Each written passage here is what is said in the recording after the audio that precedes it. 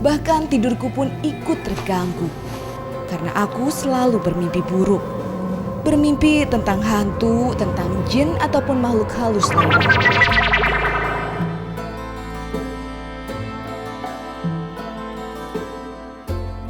Orang yang tak mengenalku pasti mengira kalau hidupku baik-baik saja.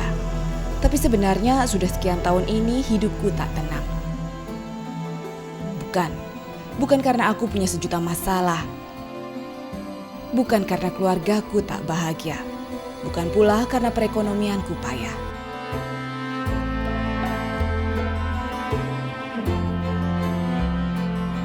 Makhluk halus yang hampir 10 tahun terakhir menggangguku. Mungkin orang tak percaya, begitu juga aku. Tapi ini benar-benar terjadi padaku.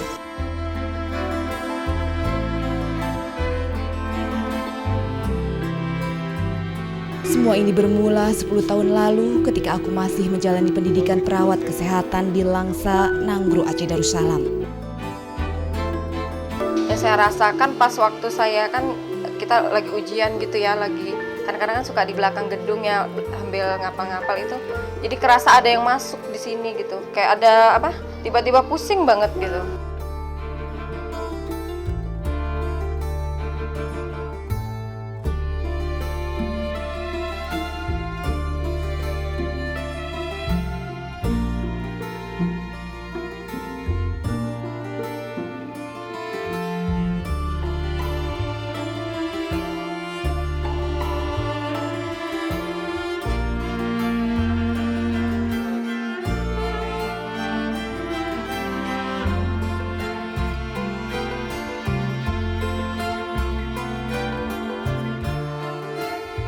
Sejak saat itu aku mulai merasakan ada sesuatu yang aneh yang mengalir dalam tubuhku. Aku merasa seperti orang kurang waras. Tiba-tiba saja aku jadi lebih peka terhadap hal-hal gaib. Setiap malam ketika aku sedang sendiri, aku merasa ada seseorang yang duduk di sebelahku. Dia seolah menyentuhku, bahkan berbisik di telingaku. Hanya sekali, namun setiap kali, setiap hari. Kan saya kan orangnya nggak bisa belajar siang-siang malam gitu, tengah-tengah malam saya belajar. Itu ada yang megang saya gitu, kerasa gitu dingin, kaki saya dipegang, kadang-kadang tangan saya gitu. Suka ada yang megang gitu. Kadang-kadang saya lagi belajar itu ya digangguin terus gitu.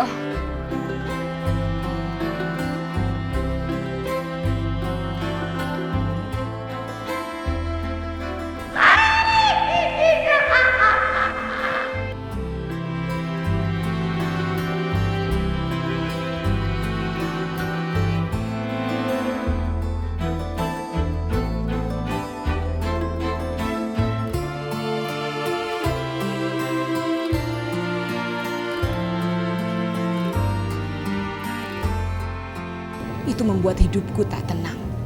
Bahkan tidurku pun ikut terganggu. Karena aku selalu bermimpi buruk.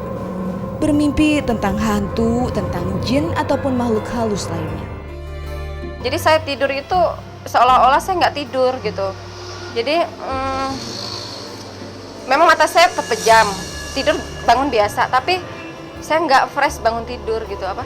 Seolah-olah saya malam itu nggak tidur, jadi seharian itu saya begadang gitu. Padahal kenyataan saya tidur. Teman-temanku pun akhirnya tahu apa yang terjadi padaku saat aku mulai sering menjerit-jerit dalam tidurku.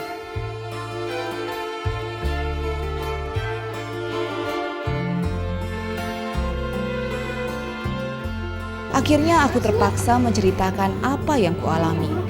Sungguh aku malu sekali. Jangan-jangan mereka menganggapku gila. Tapi aku tak peduli. Aku tidak tahu bagaimana menghindari gangguan itu. Jadi meski terganggu, terpaksa aku acuhkan saja. Hingga akhirnya aku jadi terbiasa dengan kehadiran makhluk itu. Hingga masa pendidikanku selesai pun peristiwa-peristiwa aneh terus terjadi padaku.